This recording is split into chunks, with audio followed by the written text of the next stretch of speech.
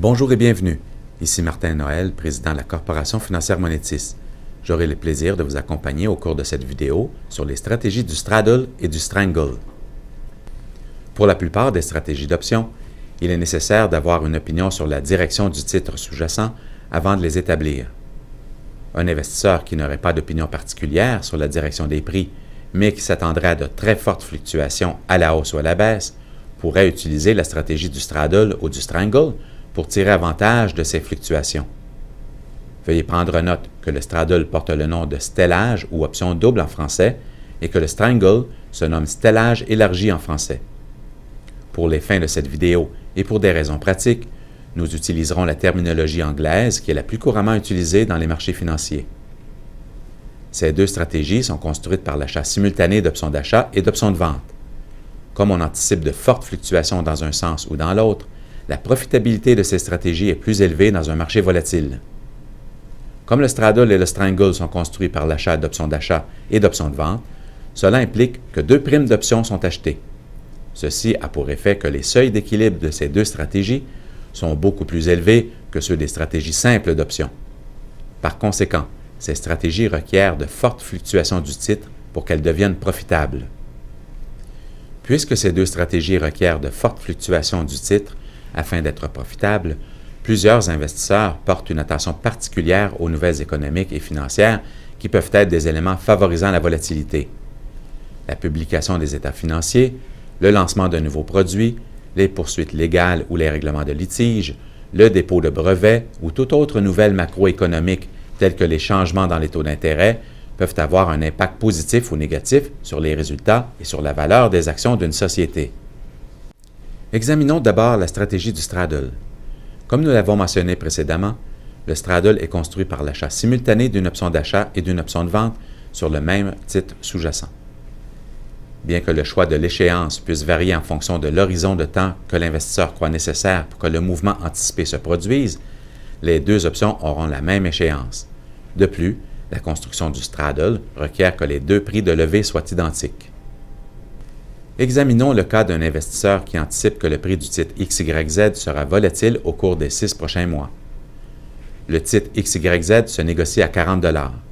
Les options d'achat échéant dans 6 mois et ayant un prix de levée de 40 $ sont disponibles au prix de 3,10 $ l'action, alors que les options de vente échéant dans 6 mois et ayant un prix de levée de 40 $ sont disponibles au prix de 2,90 $ l'action.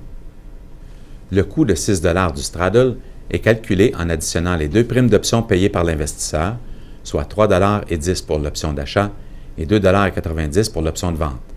Cette prime de 6 $ représente également le risque maximal de la transaction.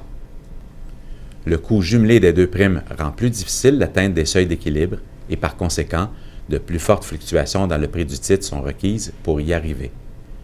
Dans cet exemple, pour déterminer le seuil d'équilibre supérieur à l'échéance, l'investisseur doit ajouter le coût de la transaction de 6 $ au prix de levée.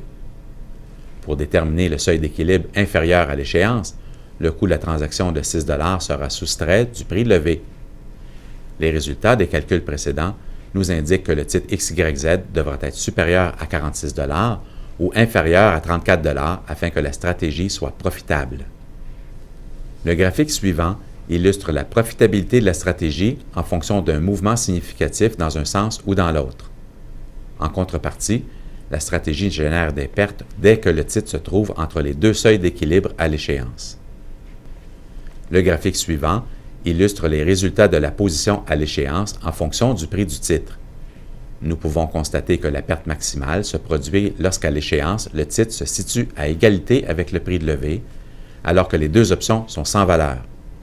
D'un autre côté, les profits augmentent avec la volatilité du titre, alors que le prix s'éloigne d'un côté ou de l'autre du prix de levée de 40 $. Examinons maintenant la stratégie du strangle. Le strangle est également construit par l'achat simultané d'une option d'achat et d'une option de vente ayant des échéances identiques sur la même valeur sous-jacente. Cependant, dans ce cas-ci, les prix de levée sont différents. Examinons le cas d'un investisseur qui anticipe que le prix du titre XYZ sera volatile dans les 6 prochains mois. Le titre XYZ se négocie à 40 $. Les options d'achat échéant dans 6 mois et ayant un prix de levée de 42,50 $ sont disponibles au prix de 1,55 $ l'action, alors que les options de vente échéant dans 6 mois et ayant un prix de levée de 37,50 $ sont disponibles au prix de 1,45 $ l'action.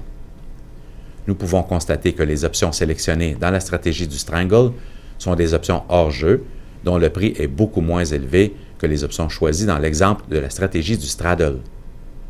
Le coût du Strangle de 3 $ est obtenu en additionnant les deux primes des options d'achat et de vente, soit l'achat des options d'achat ayant un prix de levée de 42,50 $ au coût de 1,55 $ plus l'achat simultané des options de vente ayant un prix de levée de 37,50 $ au coût de 1,45 $. Cette prime de 3 $ représente le risque maximal de la stratégie. Tout comme pour le Straddle, le coût jumelé des deux primes rend plus difficile l'atteinte des seuils d'équilibre. Cependant, le choix des prix de levée hors jeu réduit le coût de la stratégie. Dans cet exemple, pour déterminer le seuil d'équilibre supérieur à l'échéance, l'investisseur doit ajouter le coût de la transaction de 3 $ au prix de levée de l'option d'achat. Pour déterminer le seuil d'équilibre inférieur à l'échéance, le coût de la transaction de 3 $ sera soustrait du prix de levée de l'option de vente. Les résultats des calculs précédents nous indiquent que le titre XYZ devra être supérieur à 45,50 $ ou inférieur à 34,50 $ afin que la stratégie soit profitable. Le graphique suivant illustre la profitabilité de la stratégie en fonction d'un mouvement significatif dans un sens ou dans l'autre. En contrepartie, la stratégie génère des pertes dès que le titre se trouve entre les deux seuils d'équilibre à l'échéance. Nous pouvons constater qu'à la différence du Straddle, la perte maximale du Strangle est encourue sur toute la plage de prix se situant entre les deux prix de levée. Le graphique suivant illustre les résultats de la position à l'échéance en fonction du prix du titre. Nous pouvons constater qu'à l'échéance, la perte maximale est encourue sur toute la plage de prix entre les deux prix de levée de 37,50 $ et de 42,50 $. D'un autre côté, tout comme pour le Straddle, les profits augmentent avec la volatilité du titre alors que le titre s'éloigne d'un côté ou de l'autre des seuils d'équilibre. Lorsque vient le temps de choisir entre un Straddle et un Strangle, l'investisseur doit prendre en considération le fait qu'un Straddle construit avec des options près de la parité nécessite des fluctuations moins importantes que le Strangle pour générer des profits. Les Strangles sont moins onéreux et par conséquent, le risque maximal est moins important. Les Strangles peuvent être construits de telle sorte qu'on puisse leur donner un billet haussier ou baissier. Par exemple, un investisseur qui favoriserait une hausse du titre pourrait choisir une option d'achat à parité tout en achetant simultanément une option de vente hors jeu.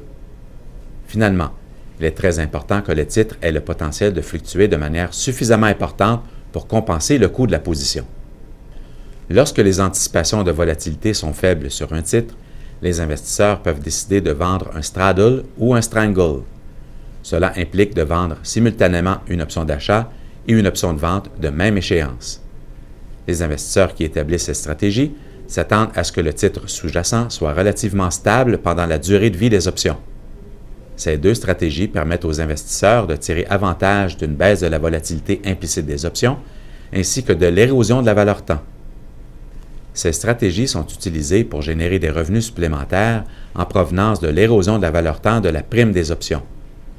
Elles peuvent également être utilisées lorsqu'on anticipe que le titre se maintiendra dans un intervalle de prix restreint et lorsque la volatilité implicite est élevée et qu'on anticipe qu'elle déclinera. La vente du Straddle implique la vente simultanée d'une option d'achat et d'une option de vente sur le même titre sous-jacent dont les échéances et les prix de levée sont identiques. Dans cet exemple, nous examinerons le cas d'un investisseur qui anticipe que le prix du titre XYZ sera relativement stable au cours du prochain mois. Le titre XYZ se négocie à 30 $ l'action.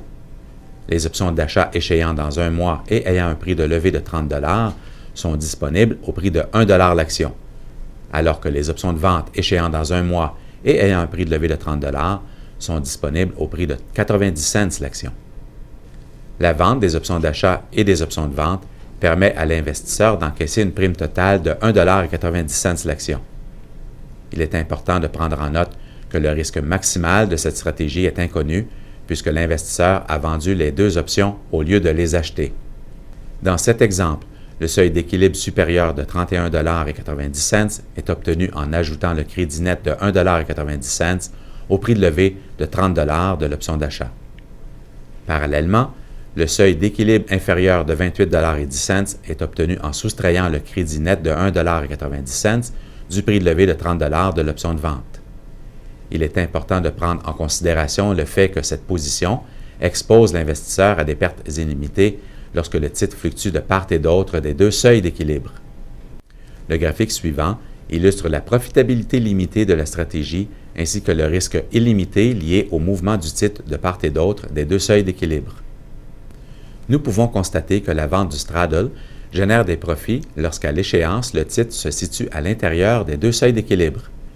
Au fur et à mesure que le titre s'éloigne du seuil d'équilibre supérieur, les options de vente viennent à échéance sans valeur, alors que la position courte sur les options d'achat continue de générer des pertes. De même, au fur et à mesure que le titre s'éloigne du seuil d'équilibre inférieur, les options d'achat viennent à échéance sans valeur, alors que la position courte sur les options de vente continue de générer des pertes. Examinons maintenant la vente du strangle, qui implique également la vente simultanée d'une option d'achat et d'une option de vente sur le même titre sous-jacent et avec des échéances identiques. La seule différence, c'est que les prix de levée sont différents dans ce cas-ci. Dans cet exemple, nous examinerons le cas d'un investisseur qui anticipe que le prix du titre XYZ sera relativement stable au cours du prochain mois. Le titre XYZ se négocie à 30 $ l'action. Les options d'achat échéant dans un mois et ayant un prix de levée de 32 $ sont disponibles au prix de 60 cents l'action, alors que les options de vente échéant dans un mois et ayant un prix de levée de 28 $ sont disponibles au prix de 50 cents l'action. La vente des options d'achat et des options de vente permet à l'investisseur d'encaisser une prime totale de 1,10 $ l'action. Il est important de prendre en note que le risque maximal de cette stratégie est inconnu puisque l'investisseur a vendu les deux options au lieu de les acheter. Dans cet exemple, le seuil d'équilibre supérieur de 33,10 $ est obtenu en ajoutant le crédit net de 1,10 $ au prix levé de 32 $ de l'option d'achat. Parallèlement, le seuil d'équilibre inférieur de 26,90 $ est obtenu en soustrayant le crédit net de 1,10 $ du prix levé de 28 $ de l'option de vente. Il est important de prendre en considération le fait que cette position expose l'investisseur à des pertes illimitées lorsque le titre fluctue de part et d'autre des deux seuils d'équilibre. Le graphique suivant illustre la profitabilité limitée de la stratégie ainsi que le risque illimité lié au mouvement du titre de part et d'autre des deux seuils d'équilibre. Nous pouvons constater que la vente du strangle génère des profits lorsqu'à l'échéance, le titre se situe à l'intérieur des deux seuils d'équilibre.